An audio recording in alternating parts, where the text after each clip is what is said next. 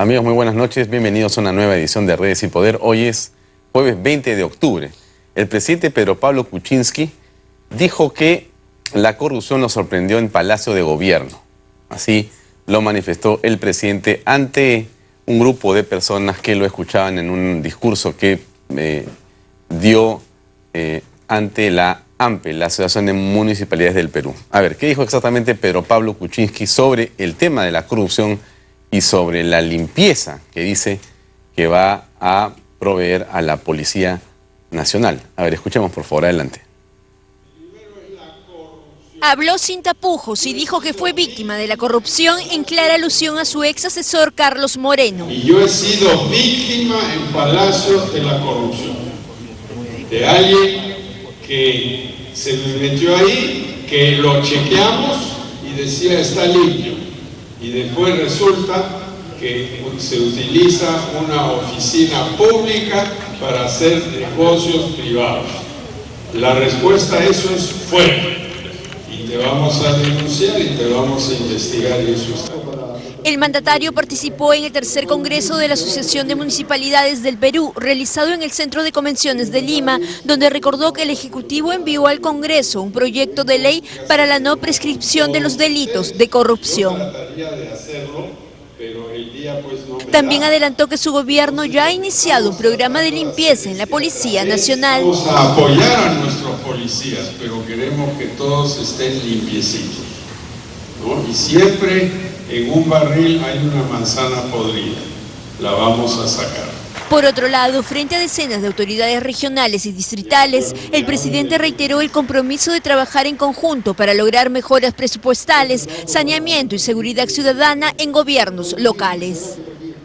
Bueno, es curiosa la declaración del presidente de la República porque él señala que ha sido víctima de la corrupción, pero es curioso porque el presidente ha agradecido a quien lo ha victimado en todo caso. Y también es curioso porque el presidente en todo caso ha sido víctima de su propia negligencia al él nombrar al señor Carlos Moreno como asesor presidencial, pero además de entregarle prerrogativas que no tenía y no ha tenido ningún consejero o asesor presidencial en este gobierno.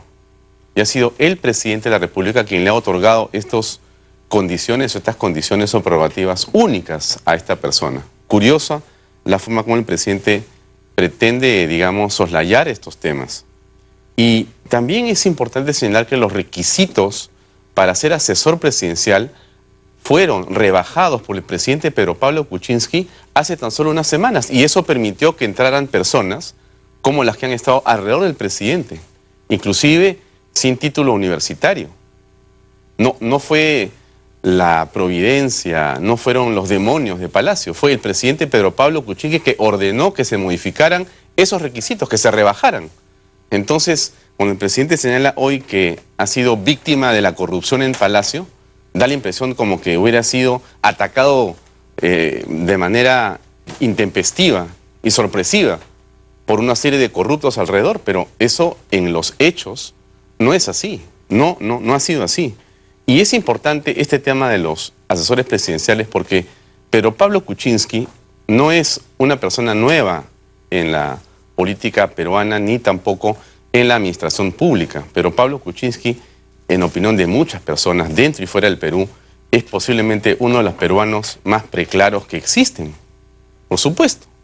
¿Y por qué? Bueno, él es una persona que no ha estudiado,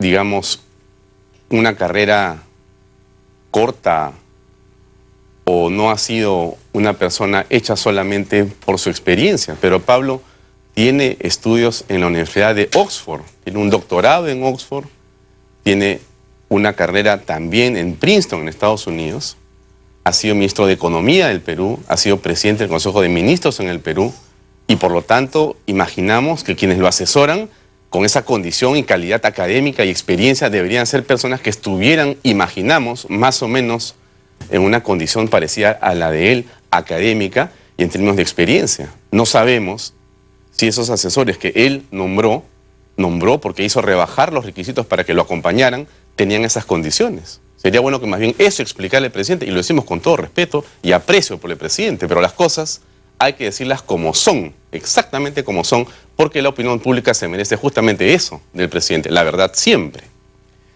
Bueno, dejemos el tema del presidente Kuczynski por un momento, vayamos un segundo al Congreso de la República. El congresista Mauricio Müller ha dicho algunas cosas en relación a la Comisión de Presupuesto. A ver, ¿qué dijo el congresista del Partido Aprista? Escuchemos por favor, adelante.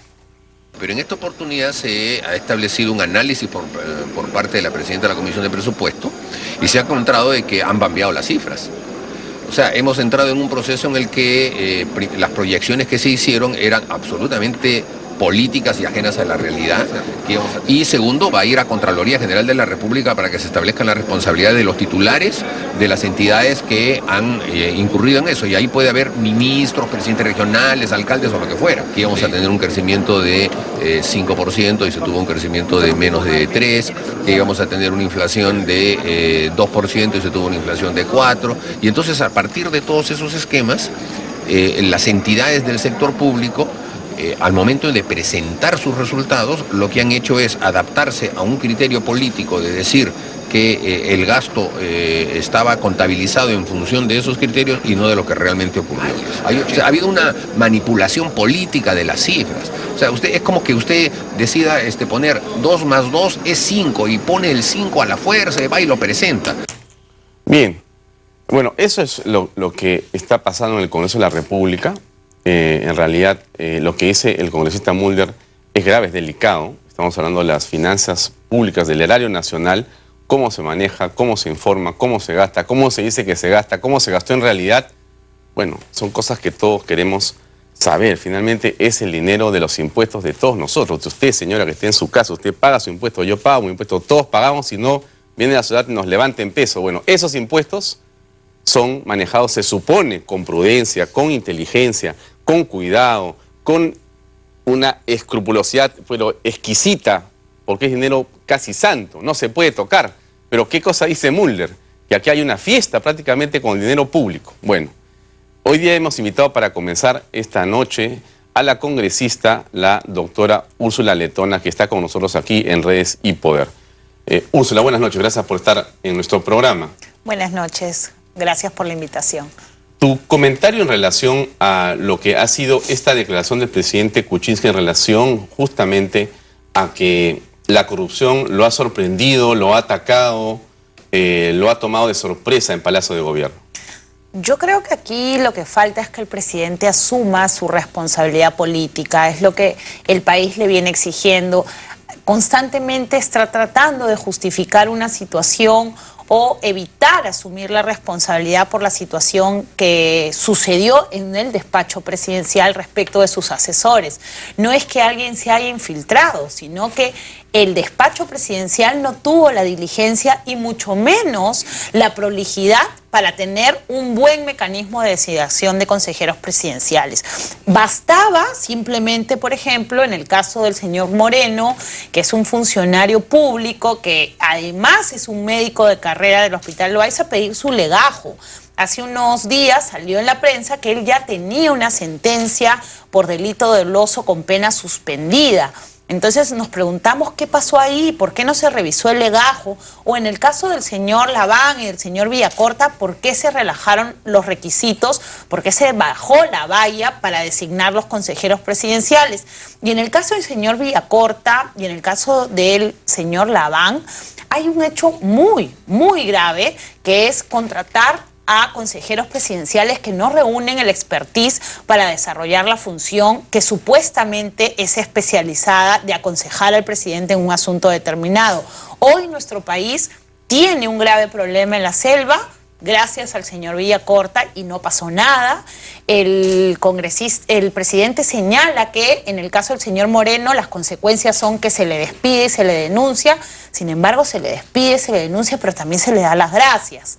Entonces, todo este espectro de lo que ha pasado con los asesores del presidente poco preparados, sin expertise, sin cumplir requisitos mínimos como un título profesional para ganar 15.600 soles, que es el tope del Estado, nos lleva a una reflexión final que es: ¿tenemos a alguien que lidere el país? está ejerciendo el presidente de la República el liderazgo que necesitamos, y las acciones de respuesta son que creo que no. No tenemos un liderazgo efectivo, no lo está ejerciendo, tenemos problemas en la selva, tenemos el problema de las bambas, tenemos el problema de la salud pública que cada vez es peor, y si bien estos problemas ya venían del nefasto gobierno del presidente Ollanta-Humala, todos los planes de gobierno habíamos encontrado mecanismos para intentar solucionar los problemas del país. En el caso específico de Peruanos por el Cambio, que tenía un plan de gobierno bastante voluminoso, hasta el día de hoy las soluciones que se planteaban en ese plan de gobierno no existen. Hay una desconexión absoluta entre el plan de gobierno, el gabinete y la figura presidencial. Entonces, sí les pedimos que por favor empiecen a ejecutar las acciones, porque los peruanos que votaron por el presidente Kuczynski, por el presidente que, como usted ha señalado, es un presidente supuestamente con todos los pergaminos, con toda la capacidad para conducir nuestro país, hoy los está defraudando porque no está haciendo lo que les prometió. Pasando a otro tema de coyuntura, lamentablemente el Cuerpo de Bomberos Voluntarios del Perú sufrió la trágica pérdida de 3 de sus miembros en un incendio hace unas horas. El Congreso de la República guardó un minuto de silencio, entiendo, el día de hoy. Pero la crítica también va al Congreso para decir con claridad de que, bueno, los voluntarios deberían ser los congresistas y los bomberos los remunerados, y que con un minuto de silencio en realidad no se está resolviendo el problema, que está también en legislar en favor, no de la remuneración en realidad de los bomberos, sino de darle seguridad, de darle una serie de condiciones que deberían de tener o sí. Y ahora ustedes tienen 72 congresistas, no hay ninguna razón para no poder llevar adelante un programa legislativo que ayude a que realmente tengamos un cuerpo de bomberos digno, ¿no es cierto? ¿Cuál es la opinión al respecto? En primer lugar, lamentar la pérdida de estas 3 vidas valiosas, significativas, no solamente para el país, sobre todo para sus familias, y manifestar nuestro malestar, pero también asumir nuestra responsabilidad, Alfonso. Y acá, cuando uno postula al Congreso y deja de lado su proyecto personal de vida, su proyección profesional, tiene que también tener en cuenta que tiene una responsabilidad ya no propia, sino con el país. Y nosotros en Fuerza Popular asumimos nuestra responsabilidad, porque hasta el día de hoy como partido político no hemos sido capaces de proponer una norma a favor de los bomberos. Y como tú dices, se trata de una remuneración, sino de darle las condiciones mínimas para que puedan desarrollar en forma óptima su trabajo, un seguro de vida, un seguro médico de calidad, tener un equipo apropiado para desarrollar su trabajo, y en realidad estamos en eso. El día de hoy nos hemos reunido 4 parlamentarios de Fuerza Popular y hemos estado analizando el tema. En la legislatura pasada se quedó un proyecto de ley de la congresista Capuñay, y hay 2 iniciativas que hemos encontrado en la región, también vinculadas a establecer condiciones laborales, o sea, condiciones de trabajo para los bomberos. Y sin temor a equivocarnos, creemos que al término de esta legislatura vamos a tener una ley que beneficie a los bomberos, a sus familias, y que les dé la tranquilidad de que si en un acto heroico como el que ha sucedido pierden la vida, el Estado peruano y este Congreso se va a encargar de sus familias. Has tocado, Úrsula, el caso de las bambas, lo has comentado. ¿El ministro Basombrío tiene responsabilidad política? ¿Se está sacudiendo de la misma? Yo creo que el ministro Basombrío tiene responsabilidad política. Yo me acuerdo, y me acuerdo muy bien porque fue en campaña en septiembre del año pasado, él señaló con mucha agudeza, con mucha dureza, que el proyecto Las Bambas era un proyecto muy importante para nuestro país, que el Ejecutivo debía evitar el derramamiento de sangre, que debían haber responsables y que debíamos procurar que los conflictos sociales no se desborden. Hoy yo le exijo al ministro Basombrío, con mucho respeto, que nos demuestre que no tiene responsabilidad política. Él ha señalado que la operación fue en consulta. Eso quiere decir que no le hacen caso, que no le informan, y por lo tanto tiene responsabilidad política, porque si yo tengo personal al mando de mi cartera, yo no puedo señalar simplemente que este personal actuó en forma inconsulta, que es lo que él nos ha venido a señalar. Segundo, hay una responsabilidad política también, no solo del ministro Basombrío en lo que respecta a la actuación de la policía y al uso de armas letales. Hay otra responsabilidad también política del ministro de Energía y Minas. Este problema de las bambas es un detonante desde la campaña, Alfonso. Nosotros tenemos en cuenta que más o menos es el 1.5 del PBI lo que implica este proyecto. Entonces, el ministro de Energía y Minas conserva, le ha dado su confianza, ha ratificado al viceministro de Minas, que conoce perfectamente este problema, y sin embargo, cuando han ido, claro, la gente no cree en ellos. Los conflictos sociales son básicamente un conflicto de confianza. Si yo veo al funcionario que hace 3 años no me soluciona el problema, y tengo además al ministro que llega, le cierran la puerta y se regresa a Lima, entonces, ¿qué le estoy diciendo a la población de Las Bambas? Que no tengo ningún interés de solucionar el problema. Entonces, si al ministro le cerraron las puertas, el ministro debió quedarse en Apurímac.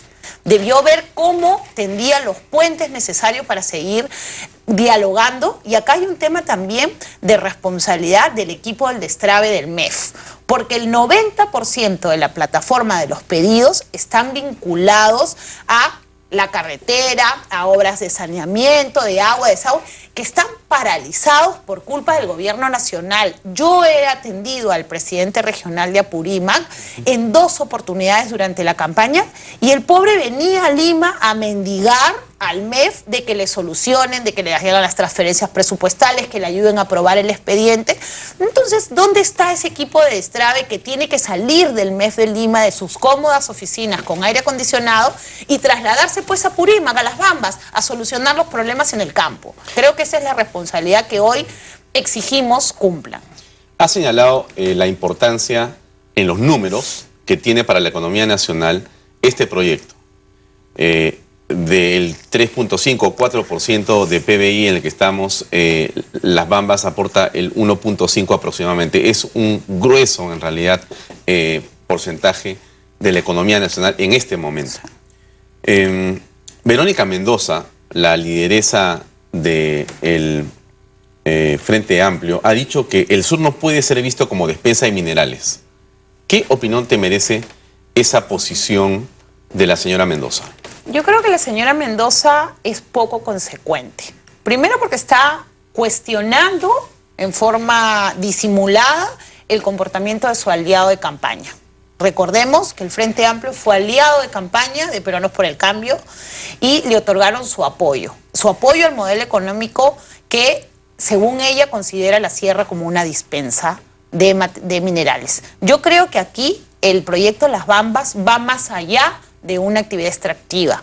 El proyecto Las Bambas ha transformado la vida de la provincia de Cotabambas. El proyecto Las Bambas le ha otorgado vivienda digna con baños a esos pobladores olvidados por el Estado. El proyecto Las Bambas puede ser beneficioso para Apurímac. Mi padre es apurimeño, conozco a Apurímac al revés y al derecho. Tienen un potencial, y gracias al canon minero ese potencial podría ser desarrollado. Nuevamente, no se trata de criticar las actividades extractivas. Las actividades extractivas pueden perfectamente convivir con otras actividades como la turística en Cotabambas, las actividades de cultivos, porque las frutas, en Apurímac hay un clima muy especial, tiene muchos microclimas donde la actividad agrícola es fructífera. Entonces, yo creo que la señora Verónica Mendoza no solamente no tiene autoridad para hablar de el proyecto o del sur del país, donde está trabajando muy poco, sino que además desconoce los beneficios que estos proyectos impactan en la calidad de vida de la gente cuando se hacen bien y cuando el Estado actúa responsablemente regulando la actividad, siempre pensando en los ciudadanos de a pie. ¿Cómo se puede solucionar qué visos de que se pueda llegar a un acuerdo, a una conversación, a un consenso para que los temas en Apurímac bajen de tensión, termine el enfrentamiento y se pueda proseguir con la actividad minera, no solamente del caso de Las Bambas, están otras también ahí, y hay en general en el sur una expectativa importante sobre la solución que tiene que darse a esta situación coyuntural? Y volvemos al inicio de esta conversación, Alfonso. Yo hoy en este país, en este Perú querido, no veo un presidente que lidere. Yo creo que lo importante es que el presidente coja este toro por las astas, lidere el tema de los conflictos sociales, si es posible, viaje y demuestre, empiece a tender puentes y genere confianza. Segundo, tiene que haber un equipo especializado, un equipo con técnicos y con decisión que pueda destrabar los proyectos. Hay dinero, el dinero está ahí, hay capacidad, simplemente falta voluntad política. Hay que destrabar y empezar a hacer que la gente confíe nuevamente en el Ejecutivo, nuevamente en las autoridades. Hay que unirnos, el Ejecutivo, el Legislativo, los presidentes regionales, los alcaldes, para empujar juntos este proyecto y demostrarle a la gente que somos lo suficientemente maduros políticamente para actuar coordinadamente y superar estas desconfianzas que lógicamente son válidas, pero que en el papel pueden ser solucionadas y en la práctica también. Volviendo al tema de la anticorrupción, el día de hoy en el Pleno del Congreso se ha otorgado facultades a la Comisión de Fiscalización para que pueda justamente ver el tema de Carlos Moreno. Carlos Moreno, en el audio que él y que está siendo investigado, Carlos Moreno señala a una serie de personas, una serie de personajes, algunos del entorno más cercano al presidente de la República. La pregunta que se hace, la gente con razón, es si todos ellos van a ser llamados para ser investigados como corresponde. Yo creo, y sin ánimo de adelantar opinión, yo no pertenezco a la comisión, pero creo que para esclarecer los hechos es importante que las personas involucradas brinden su testimonio, porque eso no solamente le va a permitir a la comisión conocer la evidencia que existe o la relación que existía entre el señor Moreno y los otros asesores presidenciales o los otros funcionarios cercanos al entorno o incluso personas ajenas al entorno público del presidente, pero muy cercanas a su entorno personal, que van a poder delimitar cuál fue la actuación del señor Moreno y qué cosas se hicieron. Porque hemos visto que efectivamente el señor Moreno cita a mucha gente en los audios, pero finalmente los hechos que él señala en los audios no han sido debidamente materializados en algunos casos. El otro día nos comentaba la gente de la Comisión de Salud que, por ejemplo, el convenio con el arzobispado no se había podido ejecutar justamente a pedido de una de las clínicas. Entonces, sí es bueno delimitar cuáles han sido las consecuencias de estos actos y segundo, y creo que es lo más principal, cómo evitamos que esto vuelva a suceder. Para terminar, Úrsula, hay un tema que tiene que ver con, vamos a ver acá, sí, la muerte civil. Hay un proyecto importante, el presidente en una, digamos, sensación de acusar recibo de lo que estaba pasando, dio un mensaje a la nación y lanzó 5 iniciativas. Quisiera comentar alguna de ellas contigo. Hay una comisión que se ha formado de integridad con un ex defensor del pueblo al mando de la misma, ¿no es cierto? Que tiene, si no me equivoco, 45 días para poder hacer exactamente, no sabemos qué, lo decimos con todo respeto. Pero quisiera comenzar por ahí. ¿Cómo ves esta, digamos, reacción del presidente Pedro Pablo Kuczynski justamente cuando señalas que lo que falta es liderazgo? Aquí aparece Kuczynski en un mensaje a la nación tratando justamente de revertir esa situación. Yo creo que el mensaje presidencial primero fue tardío y fue también un ánimo de tratar de compartir la responsabilidad. Porque si tú ves las medidas, Alfonso, la primera medida es reorganizar su despacho. La corrupción ha estado en su despacho, la corrupción no ha estado pues en el despacho del Premier, ni en el despacho de la congresista Luz Salgado, la presidencia del Congreso, la corrupción ha estado trabajando con él. Entonces creo que tratar de reorganizar su despacho como medida anticorrupción es bastante mala y bastante tardía. Él, enterado de los audios, debió hacer algo. Una digresión. ¿Y qué hubiera pasado, qué crees tú que hubiera pasado si ese despacho contaminado de corruptos hubiera sido el de Luz Salgado? Bueno, estaríamos pues la prensa sobre todo, que nos trata muy bien a los fujimoristas,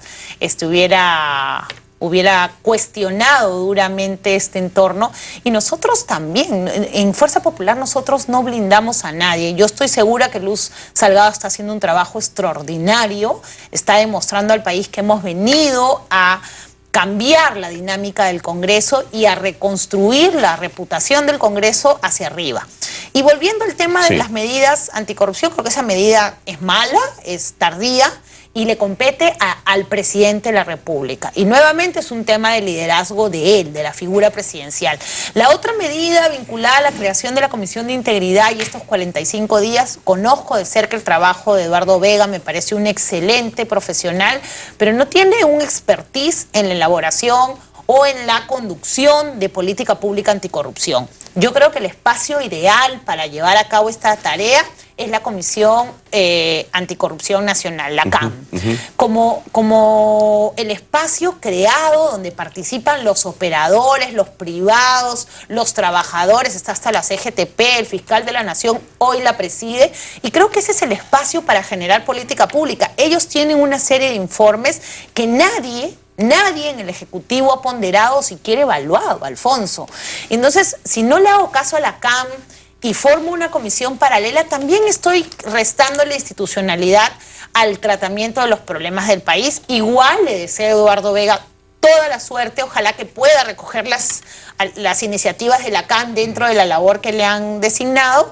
Y también el tema de la muerte civil, creo, y no puedo adelantar opinión porque yo presido el grupo de control político en el Congreso de la República, pero creo que como medida en concepto es una medida que podría aplicar perfectamente en el país, se aplica en muchos países de la región y hay que ver los matices constitucionales. La muerte civil como concepto de no permitir que ninguna persona corrupta con un delito doloso que haya sido debidamente sentenciado con una sentencia que reúna las condiciones de cosa decidida, es una excelente medida. O sea, ningún corrupto debe regresar. Eso ya existe. Eso ya existe. Entonces hay que ver qué de nuevo ha puesto el Ejecutivo. Hay que ver también las iniciativas. En el Pleno, en el Congreso hay 21 iniciativas legislativas vinculadas al tema anticorrupción. Vamos a tener, lo ha anunciado la señora Luz Salgado, un pleno anticorrupción en el Congreso para ver todas estas medidas. Y creo que es eso. Nuevamente quiero volver al inicio de esta conversación pidiéndole respetuosamente al presidente de la República que el país necesita un líder. Necesita alguien que nos conduzca. Tenemos todas las condiciones para salir adelante, lo dicen los mejores economistas, politólogos del mundo. Tenemos recursos naturales, tenemos gente capaz, tenemos gente con ganas, tenemos todo para ser un país exitoso y lo que necesitamos es un gran líder, alguien que nos lleve a esa ruta del éxito y lidere este gran grupo humano que somos los peruanos. Entonces creo que al presidente le toca hacer un revés y conducir el país como así lo exigimos. Muy bien. Gracias, Úrsula, muy amable por tu presencia. Gracias. Bien, amigos, vamos a una pausa comercial y vamos a regresar con otro congresista. Este es del partido aprista, el doctor Javier Velázquez Quesquén, que ya está con nosotros. Vamos a una pausa brevísima y regresamos con más en Redes y Poder. Gracias por acompañarnos.